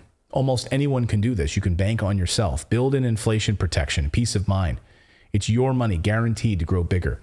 So, peace of mind. Here's what I want you to do. You get a free report with all the details on this. Just a free report. You can read it, see if it's right for your family. In our family, we are a huge fan of this structure because we do not have our money sitting in a 401k. We've done it ourselves. We bank for ourselves using this strategy. So just check out the free report and read through it and try to understand this. It's next level. Like, this is a more advanced thing to do, but you're really elevating your family's finances if you take this strategy on.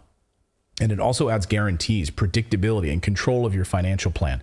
Just go to bankonyourself.com/redacted. That's bankonyourself.com/redacted. Again, to get the free report, and you can see for yourself if it makes sense for you. I just did the math on $90,000. If your expenses were $2,000 a month, that's 45 months is all you could. You have. I mean, because we've been trained, we've been brainwashed into belief, and this is not part of the advertisement here. I just want to tell you, like, you know, I'm an entrepreneur. I'm a real estate investor, and I've been doing this for many, many years. And I'm telling you that people have been lied to. Like, our education system teaches you to work for somebody else, to get a 401k plan and pay. And the reason that a W-2 employee who has a 401k plan is taxed at the highest level is because the government, frankly, doesn't value you. That's the bottom line.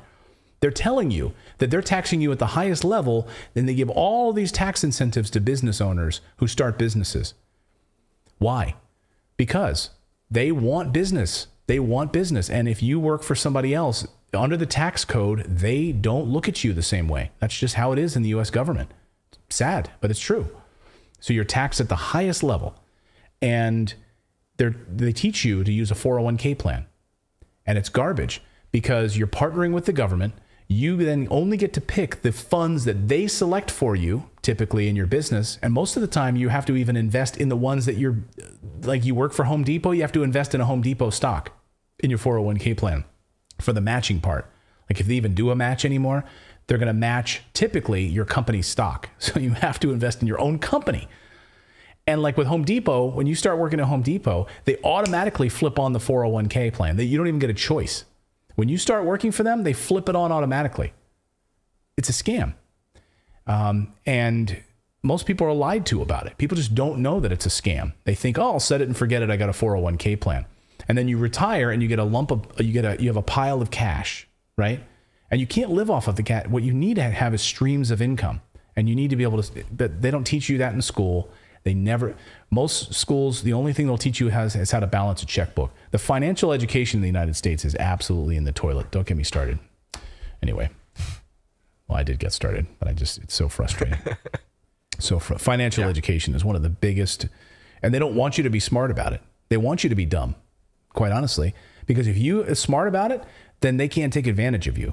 But they want you to be dumb. They want you to stay stupid when it comes to your finances. They absolutely do. And I never learned how to balance a checkbook. Like, that was never a curriculum. And then, like you said, they prey upon you when you start college to get credit cards. They want you to be dumb. Yeah.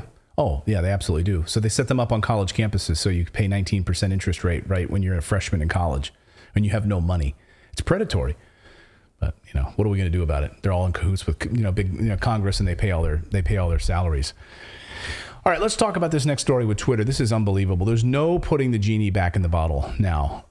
We now know that Twitter's San Francisco leftist political agenda extended to collusion with the federal government and the Democratic National Committee. So former Twitter employees have been giving a lot of interviews. I don't know if you've noticed this over the past few weeks. And the one I want to focus on, though, is from Joel Roth. He's the former executive in charge of Twitter's trust and safety. He's the global head of trust and safety over there at Twitter. And the Twitter files, he played a direct role in the suppression of Hunter Biden's laptop story. A direct role. He was directly involved in getting the New York Post Twitter account banned. So recently, Joel tried to play it off as some simple mistake where they were, simply erring on the side of caution. Of course, that's a total lie, because we now know that they were, in fact, in regular contact with the Democratic National Committee to block any mention of the damaging story. And they were in contact with the FBI. We now know this. In 2020, as far back as 2020, Roth submitted a declaration to the FEC, the Federal Election Commission, the FEC. Here it is, in his own words, dated December 2020. And by the way, Jack Prosovic broke this afternoon and got access to this document. So I want to give credit. Here is and this is what it says. Declaration of Joel Roth. My name is Joel Roth. The declaration is made upon my personal knowledge and belief. Here I am, head of site integrity at Twitter, which is part of Twitter and Trust Department. Visitors to the Twitter website and users of mobile applications can report any content. That's what he does. So here is what he said about the Hunter Biden story in this declaration. During the week, in 2018, I have had regular meetings with the Office of the Director of National Intelligence, the Department of Homeland Security, the FBI, and industry peers regarding election security. During these weekly meetings, the federal law enforcement agencies communicated that they expected hack and leak operations by state actors. They might occur in the period shortly before the 2020 presidential election, likely in October, the FBI told him. I was told in these meetings that the intelligence community expected the individuals associated with the political campaigns would be subject to hacking attacks, and that the material obtained through those hacking attacks would likely be disseminated over social media platforms, including Twitter. These expectations of hack and leak operations were discussed throughout 2020. I also learned in these meetings that there were rumors that a hack attack operation would involve Hunter Biden. So when in these interviews, then he just blows it off like, yeah, we were just erring on the side of caution. We heard some rumors about this. We heard some rumors. We were just erring on the side of caution. He was lying. He was lying. He'd been primed for this by the Justice Department, according to these FEC documents. He later says that this was not done by the Biden campaign or the DNC. He says in this, declaration number 3, I did not receive any communications from or have any communications with representatives of Biden for president, the Democratic National Committee, or any of their agents regarding the New York Post articles before Twitter implemented the enforcement actions on the 14th of October, 2020. To the best of my knowledge, no Twitter employee received any communications from or had any communications with representatives of Biden for president, the DNC, or any of their agents regarding the New York Post articles before Twitter implemented the enforcement actions on October 14th, 2020. We now know that's not true. Whether Roth knew about it or not, we don't know. But we do know from Matt Taibbi's posts and his journalism that the DNC and the Biden camp was actively in contact with Twitter for content removal. We featured that this weekend when we broke the story. We had the breaking news coverage of this event and the Twitter files released. Of course, there's still to this day a backdoor portal, which we've been covering here on the show. And the government, between the government and Twitter, it's called the Twitter Partnership Program. And over the weekend, I had a chance to ask Elon Musk that question about this portal and why this thing is still in place. So here is my question to Elon Musk during the Twitter Spaces event. Watch his response. Watch. Hey, thanks, Elon. One of the stories we've been covering on our show over the past couple of months is Dr. Shiva's lawsuit. He was banned from Twitter running for the Senate from Massachusetts, and one of the things in his lawsuit that was uncovered was the back-end government portal to both Facebook and Twitter, the trusted Twitter partnership. And I know on Twitter's blog that trusted Twitter partnership between Twitter and someone with a government email address can reach out to Twitter and basically have accounts banned, taken down. Is that portal, is that trusted partnership still available to the government? And given what you've released in the Twitter files, does it make sense for that to still be there? I got to dig into this trusted partnership thing. You know, obviously that has like some Big Brother vibes. So, you know, Twitter will adhere to the law, but it will not do. You know, it's not going to go beyond the laws. And if there are laws that don't seem to be in the interest of the people, then Twitter will push to change the laws to be in the interest of the people. But I'll dig into this trusted partnership thing, find out what's going on. So, yeah. So, to be fair, he's got a lot on his plate. It's been a month since he's been on the job, but he's going to dig into it. And this was a big, piece of this puzzle is, of course, that Facebook still has their own portal. And this was revealed during Dr. Shiva's lawsuit also. So these backdoor government portals to these social media companies. If they're still there, then how can we engender trust with Elon and Twitter? Well, and that would make sense. It's a fair question. Remember, when we got suspended a while back, our video had been up, and we were kind of speculating it might have been Pfizer. And so there was probably a backdoor, I would assume, for them as well. Right. Yeah. And as someone in the chat says, wait, you guys got to talk to him? Yes, we talked to him on, I think, on Friday night? No, Saturday night. I think I talked to... Saturday, yeah. Saturday. So, but, and T. Jones in Rumble says he didn't know about it. It sounds like, look, I don't want to put words in his mouth.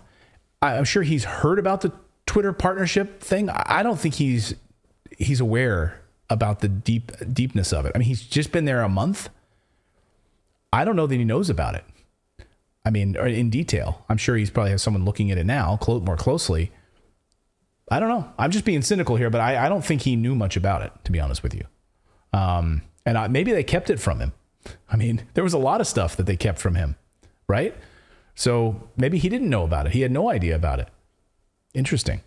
And I'm surprised, actually, this hasn't even come up yet in the Twitter files. Here's the access door. Here's the portal where this happens. And by the way, the mainstream media is totally quiet on this subject. Crickets. No discussion. I haven't seen anybody else talking about it yet. No, on these backdoor portals, like the Gateway Pundit and Redacted are like the only two. I haven't seen anyone else covering the Facebook portal and Twitter's backdoor access. It's not. No one's talking about it. And you'd think tech journalists would be really interested. This is really pisses me off about the tech press. You think The Verge, you think these other, tech platforms, Recode or whatever the hell they're called, would be actively... TechCrunch, Mashable. They would really be interested in this story. You mean there's a backdoor portal between the government and Facebook and Twitter? Let's dive into that a little bit now. Quiet.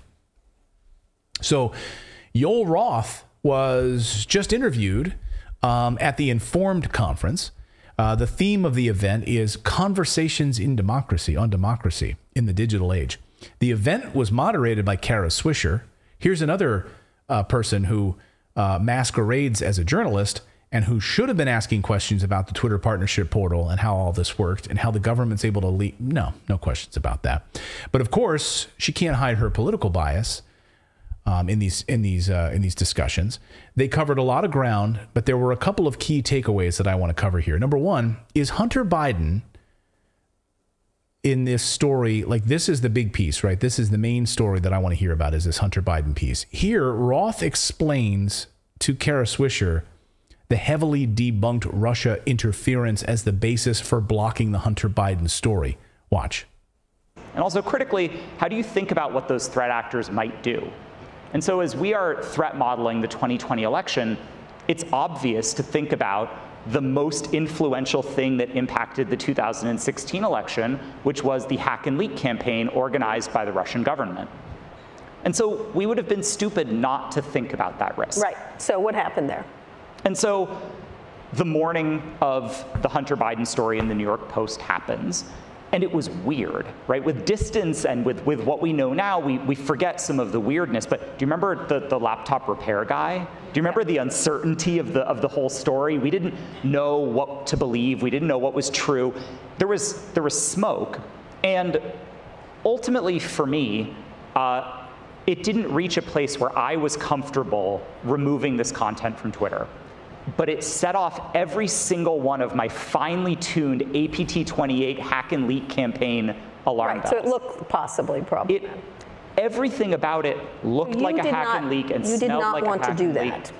But it didn't get there for me. Right. And this is, the work of content moderation is write a policy, create a system of governance, and then evaluate some new crazy situation against those standards. Why the need to do it? So he's lying. He submitted a declaration to the FEC that he'd been warned about this story. And now he's telling a fiction about coming up with a story like everyone else was on the internet. Oh, like, what's this? What's this mysterious story? It's kind of weird. There's a laptop repair guy. Remember that guy who had his life ruined as a result of it? There was no hack. And this, of course, is the biggest misnomer about the whole thing. The laptop repair guy didn't hack the laptop.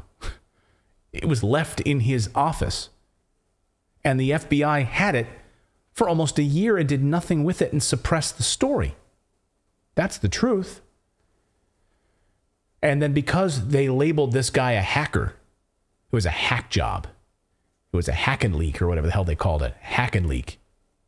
And then it violates our hacked news policy.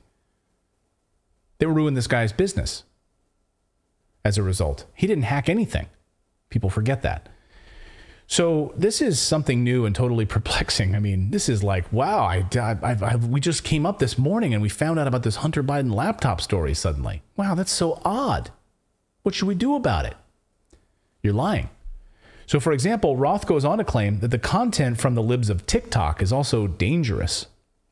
And the satire from the likes of the Babylon Bee is dangerous and specifically suggests that they threaten the lives of people within the trans community. Watch this. Okay, Babylon Bee, which is what got him to buy the thing, I think. That's the one which was not particularly funny. The Babylon Bee's Man of the Year is Rachel Levine. Not funny. Yeah. Actually, it is pretty funny. And you can I didn't agree they should have taken that down, but go ahead. It's interesting. It's interesting to think about what the competing tensions around that are. And I want to start by acknowledging that the targeting and the victimization of the trans community on Twitter is very real, very life-threatening, and extraordinarily serious.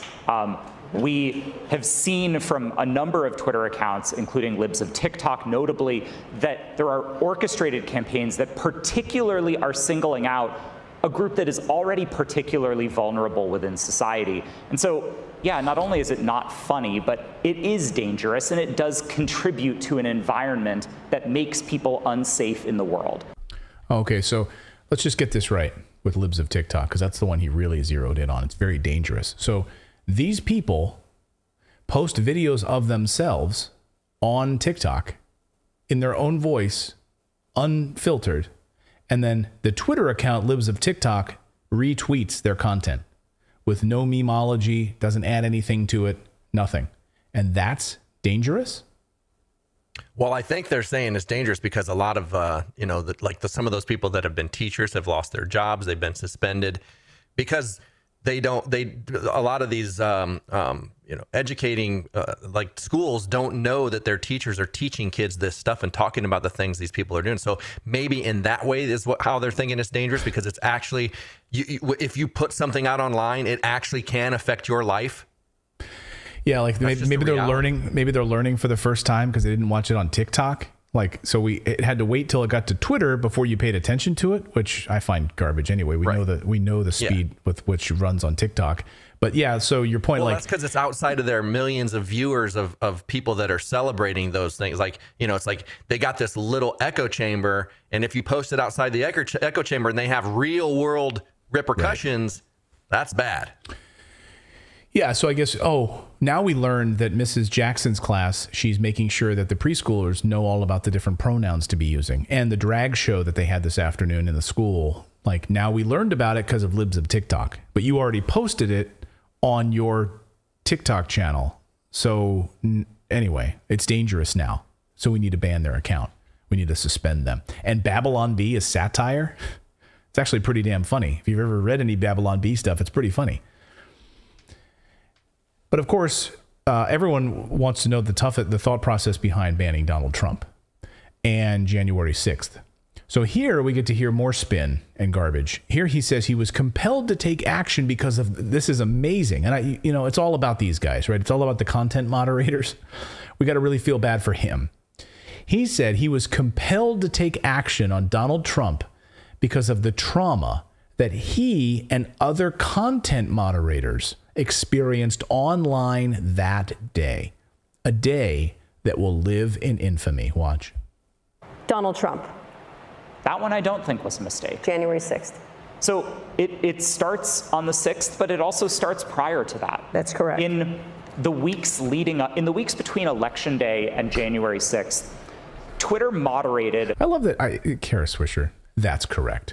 Like, yes, I am the narcissist. I am the absolute, like, yes, absolutely. You are correct. Whatever. I'm going to be the one that's like checking you in real time on that. So this all happened before January 6th. You are correct. Hundreds. I think the final number ended up as like 140 separate tweets from just at Real Donald Trump that violated various policies. Yes, he was good at that. Integrity policy. Yeah. Every morning it was a new tweet. Much of it was recirculating some of the same narratives, and all of it was focused on the ultimately false claim that the 2020 election had been stolen. And so we're going into the events of the 6th, and there's that context. There's the centrality of his account in So you let him get away with it for a long time, in other words. Well, we've been enforcing on it. You let the President of the United States speak. You let him get away with that. How dare you? You let him get away with that for a long time. Right, so we restricted the tweets. We put warnings on them. You couldn't like them. You couldn't retweet them. But we didn't ban him because it was a relevant part of a moment in American politics. Right. The events of the 6th happen. And if you talk to content moderators who worked on January 6th, myself included, the word that nearly everybody uses is trauma.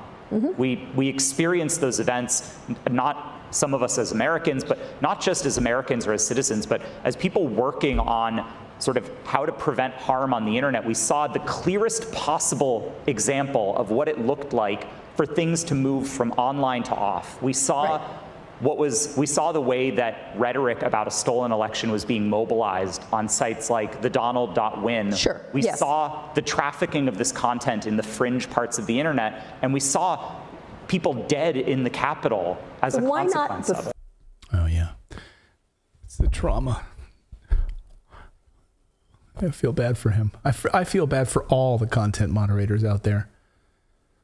It's all about him. I would say, I want to point out, I highly doubt that it troubled anybody at Twitter to ban Trump. They were salivating for the opportunity. I don't think anybody was troubled by that. Oh, they were just waiting. I bet they had a party. Didn't do anything. Like, where was the trauma when Clinton was saying that the 2016 election was stolen? Where was the trauma on that day? Yeah, you know, it was just I saw all the bodies. I saw all the bodies at the Capitol, and I knew they went to a website. They organized on a website. I knew that Twitter was responsible, and all of us content moderators. The trauma was severe. Severe. Oh, poor you. It's all about you, of course. He says he was terrified. Could you imagine like being one of those people that worked at Twitter and there's like one person is sitting there breaking down at their desk and all the other people are around her patting her on the back like, it's fine. It's going to be okay. We just banned him. We just banned Trump. It's fine. Everybody, we just banned him. You can all relax, stop crying, get out of your sleep pods. Put your granola bars down. It's okay now. It's all okay. But meanwhile, no one's even there. They're all at home anyway. They don't even work in the office. So, Right. So, oh, poor you, He says he was terrified that red MAGA-hatted Trump supporters were going to come after him after he labeled certain tweets misinformation. Watch. But what are you worried about these Twitter files coming out? And what was that experience like having Kellyanne, who's always in control of herself, sicking this MAGA trolls on you? It's terrifying. I thought I was going to be a college professor for a living. Mm-hmm. I got a PhD and was doing research that nobody cared about, and then I was like, oh, this platform thing is cool. Like, I can go and do research there, and Mm-hmm. then one thing led to another, and all of a sudden we apply a misinformation label to Donald Trump's account, and I'm on the cover of the New York Post, and that is a deeply terrifying experience. And I say this from a position of unquestioned privilege as a cis white male. Like, the internet is much scarier and much worse for lots of other people who aren't me, but it was pretty fucking scary for a long time. What was the as a result part? of that? When you get targeted in some of these ways, it's hard to differentiate between what is somebody just online trying to rattle you and what's a real threat. You see in things like Pizzagate that online conspiracies can mobilize very real and very direct offline violence, and I worry about that. I had been doxxed years before by teenagers, actually. They're always behind it. But, So it's all about him. I mean, it's really, really sad. So, you label the president of the United States as misinformation from your Twitter throne, and you wonder why you wind up on the front page of the New York Post. Can I make a suggestion? Can we have just a moment of silence for all of the Twitter employees that had to go through that on that day? Just really quick. I just... My glasses off too. Take my hat off. All the Twitter employees who experienced trauma on that day. We feel you. We feel you. I'm sorry. I don't. Me too. I'm sorry. I just ate a habanero. I'm sorry. From the man wouldn't let us eat meat. So, Twitter actively censoring the president of the United States, actively involved in covering up and colluding with the government on these stories, actively participating in political suppression of, information that could have had an absolutely detrimental effect to then candidate Joe Biden. We're not allowed to find out about Hunter Biden's connections in Ukraine, how much money he's making there, all of the, I love how liberals try to say, it's all about Hunter Biden. Well, we didn't run. Hunter Biden's not the president. Oh, but all of the tentacles around it and how much money was being,